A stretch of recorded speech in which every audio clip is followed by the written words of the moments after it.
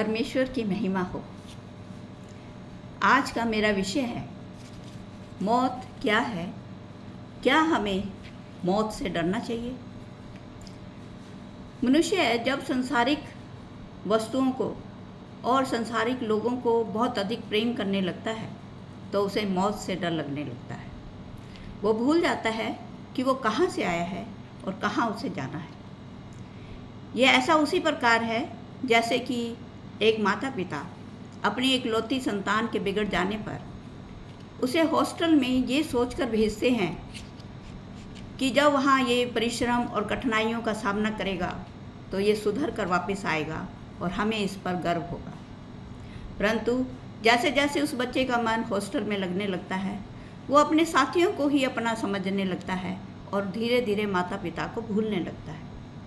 और जब जब उसे कठिनाई या परिश्रम का सामना करना पड़ता है तो अपने साथियों के साथ मिलकर चोरी, चकारी, नशा या और भी बुरी संगत में पड़ जाता है। जब माता पिता को पता चलता है तो वो उसे चिट्ठियों द्वारा या किसी को भेजकर या खुद जाकर उस बच्चे को समझाने की कोशिश करते हैं, परंतु वो नहीं समझता। उसे तो अब घर जाने से भी डर लगने लगा है, लेकिन घर तो उसे जाना ही है। अब आप ही बताइए कि क्या उसके माता पिता उसे स्वीकार करेंगे या फिर अपनी प्रॉपर्टी से बेदखल कर कर उसे दुनिया की ठोकरें खाने के लिए घर से निकाल देंगे। आप होते तो क्या करते? ऐसा ही परमेश्वर ने जब पहला मनुष्य एडम और उसकी पत्नी ईव को बनाया और उन्हें बागे अदन में रखा और सब प्रकार की सुख सुविधाएं दी और यहाँ तक कि परमेश्वर हर शाम को उनसे मिलने आता था, इसके बावजूद भी जब एडम और ईव ने पाप किया तो परमेश्वर ने क्रोध में आकर उन्हें बागे अदन से निकाल दिया कि जब ये दुनिया की ठोकरें और परिश्रम करेंगे तो शायद पश्चाताप करके मेरे पास वापस आ जाएंगे। और साथ में परमेश्वर ने उन्हें मौत भी दी कि तुमने अपने शरीरों के साथ दुष्कर्म किया है, अब ये शरीर मेरे लायक नहीं, अब ये तुम्हें शारीरिक जामा उतार कर ही मेरे पास आना होगा। और इस प्रकार मनुष्य को मौत मिली। मैं बाइबल में आपके सामने पढ़ रही हूँ।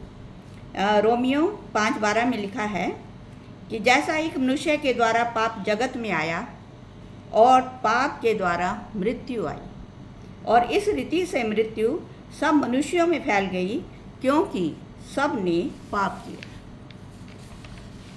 और जब जब मनुष्य ये शारीरिक पाप करता है वो एक नई मौत को जन्म देता है। फिर वो चाहे कितने भी गुनाह कर ले, कितने भी पाप कर ले, कितने भी बुरे काम कर ले, लेकिन मौत पर विजय नहीं पा सकता। हमने देखा है कि साइंस ने कितनी तरक्की कर ली है, तरह तरह के इलाज ढूंढ लिए हैं, यहाँ तक कि हार्ट को भी ट्रांसप्लांट कर दिया है, लेकिन फिर भी मनुष्य को मौत से नहीं बचा सका। इसके लिए जैसे हमने बाइबल में भी लिखा हुआ है कि सबोपदेशक 8:8 में कि ऐसा कोई मनुष्य नहीं जिसका वश प्राण पर चले कि वो उसे निकलते समय रोक ले। और जब पाप दुनिया में इस तरीके से फैल गया तो समय समय पर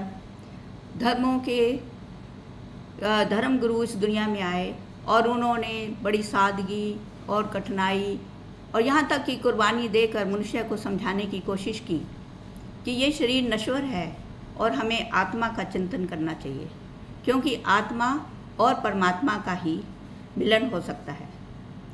परंतु हम मनुष्यों ने उनकी असली जो शिक्षाएं थी उन पर ध्यान न देकर, परंतु उन्हीं के नाम से ही हम एक दूसरे से नफरत, ईर्ष्या और यहाँ तक कि एक दूसरे की जान के प्यासे हो गए हैं। कुछ लोग तो इस दुनिया की चकाचौंध में या ऐश्वर्य में इतना खो गए हैं कि उन्हें धर्मों की ये सब बातें झूठी लगने लगी हैं और कहते हैं अजी किसने देखा मौत के बाद क्या होता है।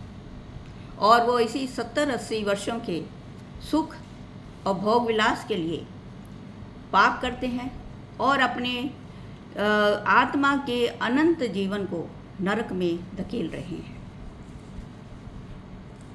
इसके लिए लूका में भी एक एग्जाम्पल दिया गया है, मैं आपके सामने पढ़ रही हूँ।